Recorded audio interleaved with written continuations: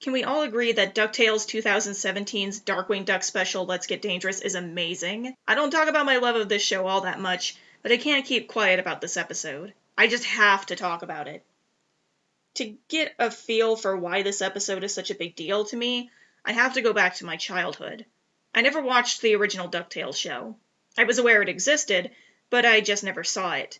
Darkwing Duck was a similar situation, except I did actually catch the tail end of one episode, and it left me thoroughly confused.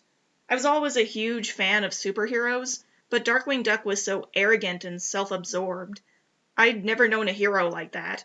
Those traits were usually something villains had, so I thought DW was a bad guy, and I didn't want to watch a show about a villain. Fast forward to the future. It's 2017, and DuckTales gets rebooted.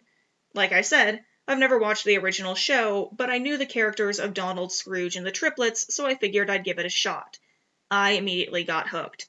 I loved the show, and when they announced that other Disney Afternoon characters from other shows were going to appear, I decided to watch some that I felt I would have liked.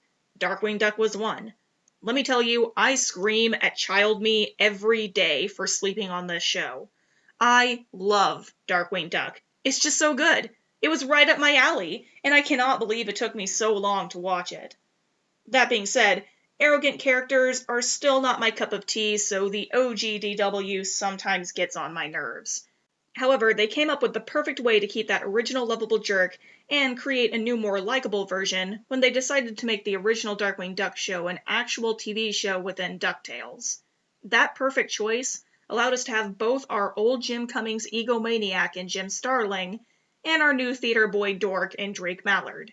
I may have an unpopular opinion, but I adore the new Drake way more than the old. He's so much more lovable and sweet, with just enough of an ego to feel like DW, but not enough to where he feels like a jerk. The villains are mostly good. Taras Bulba was great. I love the voice they gave him. I missed the original sort of Russian accent he had, but this was good too. They really gave him an adorable personality. I knew it was all a ruse and he was bad to the bone, but I still managed to feel sad when he inevitably turned on everyone.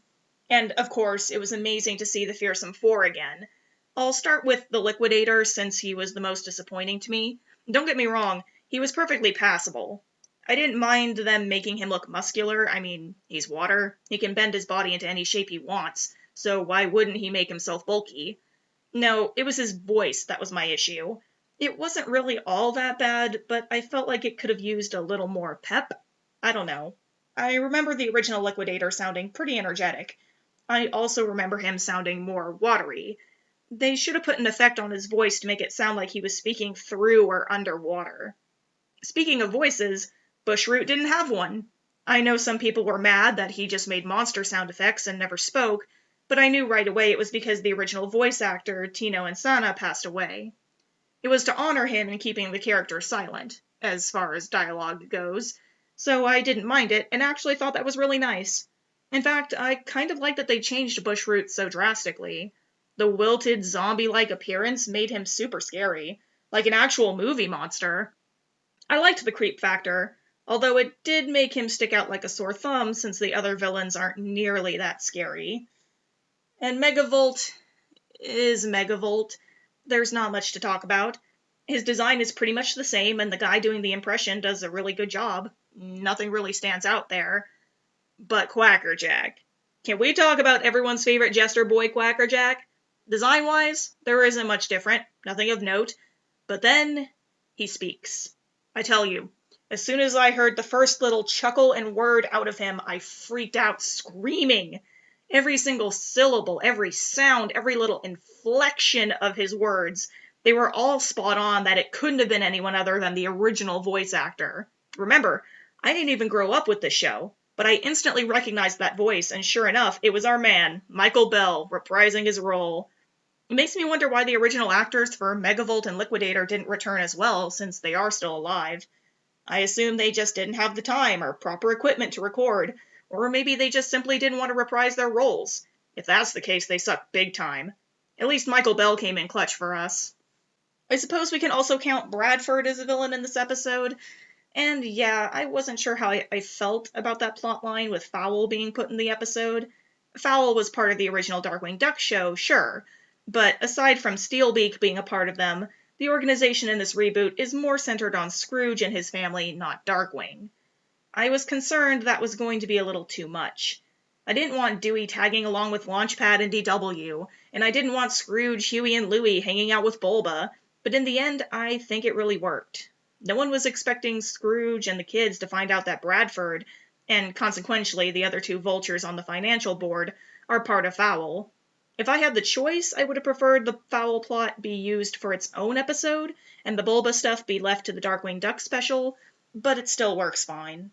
Something that was absolutely awesome was all the references this episode had. Launchpad's villain trading cards having their episode numbers on them, LP and DW singing the old Darkwing Duck theme song, them talking about the episodes of Beauty and the Beat and Just Us Justice Ducks, Launchpad and Gauze dressing up as Jambalaya Jake and the Bugmaster, Dewey running like Sonic. I don't even get some of the references, like Dewey saying Smoke Bomb and Fluppy Dogs. And what the heck is a sea monster ate my ice cream and why does everyone love it? Anyway, there is one big thing I've yet to talk about, and that's the relationship between Drake and Gosalyn. They had some good bonding moments, especially when she hums Little Girl Blue to lull Drake to sleep. That was very cute. However, I didn't really feel like they were a father and daughter duo. In the original, Drake adopts Gosalyn and becomes her new dad by the end of the first episode. Here, he doesn't offer to be a father for her, not even just a guardian. He offers Gauze a position as his partner while they figure out how to find her family. He hasn't given up on getting her grandfather back, so he isn't thinking of the possibility that he could step in as her parent. Gauze is also too hung up on getting her grandpa back, and isn't looking for a new family. The only one saying that's what they are is Launchpad. So the episode doesn't end wrapped in a perfect little bow. There's still relationships that need building up here. The Ducktales crew are taking their time to establish a bond between Drake and Gosalyn, so when they do become a true father-daughter duo, it'll be a huge payoff. But of course, this brings up the question of, will Darkwing Duck get its own spin-off show? Personally, I don't think that's going to happen. I would love for Disney to give them their own show, but I don't think they'll do it. Darkwing, Launchpad, and Gosalyn are pretty tied to the new DuckTales now, so I feel like they will get more episodes dedicated to their adventures, but they'll never have their own show. I'll be happy if I'm wrong, but I don't think I am. Nonetheless, I'll enjoy seeing more interactions with these characters and future problems this adventure family solves. If there's anything that you think I might have missed or anything I could have expanded on to talk about, like I didn't mention Fenton in this episode at all, which is a shame because I love him. He is my favorite character. Let's start a discussion in the comments. I just want to talk to people about this show. So come on, let's get dangerous.